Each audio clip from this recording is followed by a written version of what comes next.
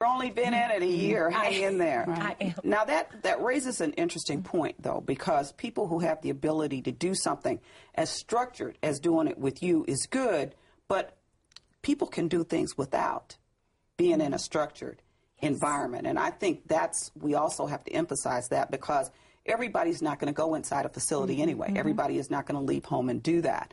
And part of what we think about, there's some easy things that people can do. I know Dr. Rager knows how to talk about some of that. One thing that's really cool that Jennifer said, I think, is that, before she had the health club, she and her daughter just got out and walked it.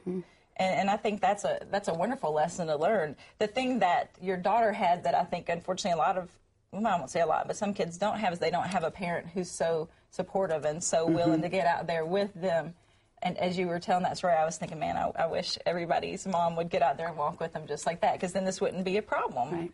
Well, one of the things in reading about leading up to our show today, that is one of the factors that ensures the success, is how involved the family can be together, and making sure that whoever, if it's multiple people in the family or it's one person in the family, it needs everybody to be on board and supportive with it.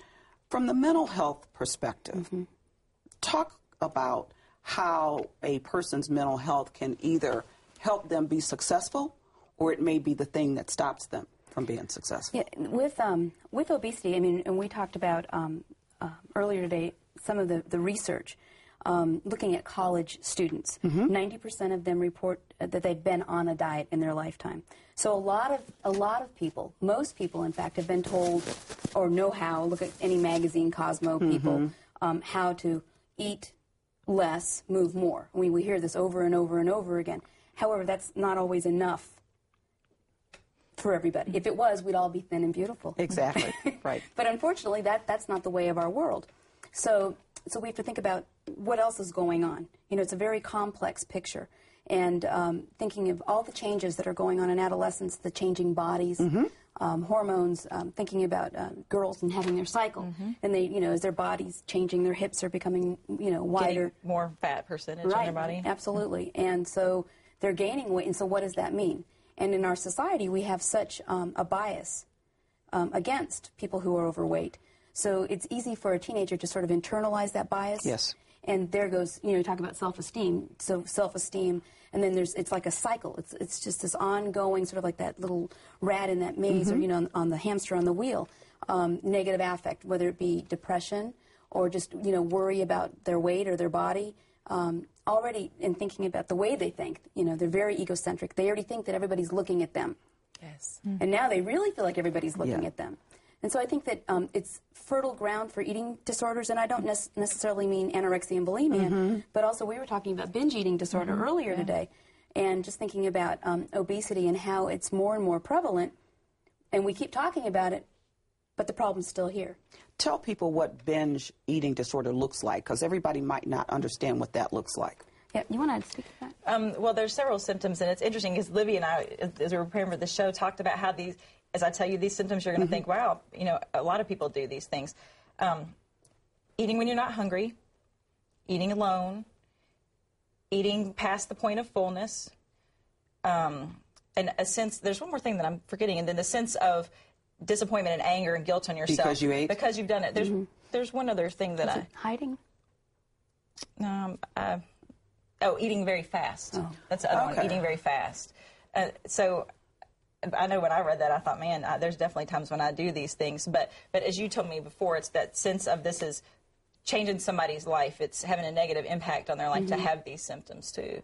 And one thing that I read is about 50% of people who are in weight loss programs have binge eating disorder, actually. And really? About 5 to 10% of the population, but I think we both were saying we think that's really grossly low. Do you see any differences in your agency or in your hospital with adolescents between boys and girls? Well, there's such a different perception from the public. If he's a big boy, he's just a big boy. He's Hurley, he's strong, he's sturdy.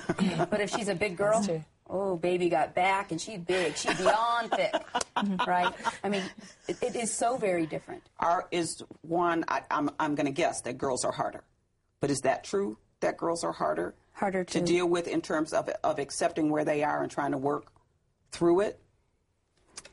I don't know. I'm not sure. With boys, because it's not discussed so much, you know, the expectation isn't there, but it is there.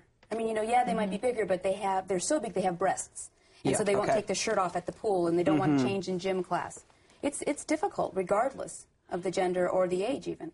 One of the things that we've talked about here before is the fact that society is very unrealistic. So you talked about magazines before, and people, you know, looking at the magazines, wanting to look like the people in the magazines. The people in the magazines don't look like the people in the magazines. Right.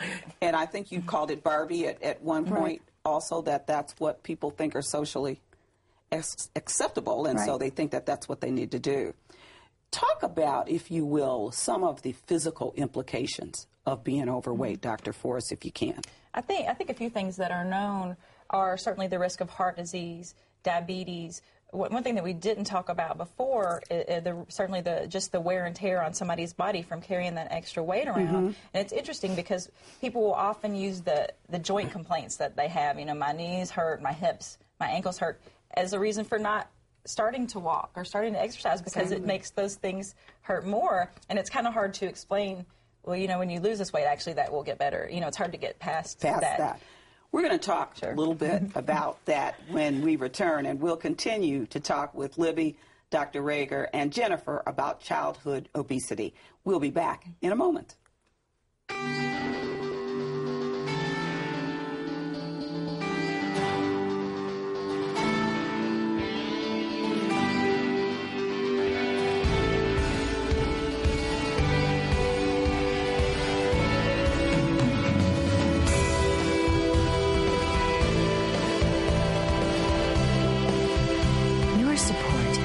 To change more than people, it can change an entire community, including you.